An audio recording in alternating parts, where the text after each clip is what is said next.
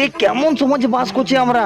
দিনের পর দিন রেপ খুন বেড়েই চলেছে ভাই। আমি ভাবতেও পারছি না যে আমি কোন সমাজে বিলং করছি, কোন সমাজে বসবাস করছি। সত্যি তো বলতে গেলে আমি এইসব ব্যাপারে নাক গলাই না, এইসব টপিক আমি ভিডিও বানাই না, বাট আমি তো কারোর ছেলে, আমি তো কারোর দাদা, আমার ঘরেও মা বোন আছে। দুর্গাপুর গোপালমাঠে থাকে রিয়া নামে এই মেয়েটি বাড়ি থেকে মিথ্যা কথা বলে বেরিয়েছিল বন্ধুদের সাথে স্কুল যাব। দুদিন ধরে নিখোঁজ থাকার পর আগের দিন অর্থাৎ 30 আগস্ট সকাল দিকে আসানসোলের ডামরা বলে এক জায়গায় তার নিথর দেহ উদ্ধার করে গ্রামের কিছু মানুষ আর পুলিশ। এইসব মানুষদেরকে এইসব মস্তিষ্কের বিচারের বিকৃত মনের মানুষদেরকে না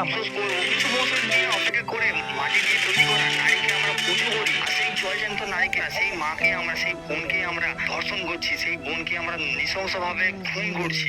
ধিক্কার জানাই এরকম সমাজের বিকৃত মনের মানুষদেরকে, বিকৃত মনের জানোয়ারদেরকে।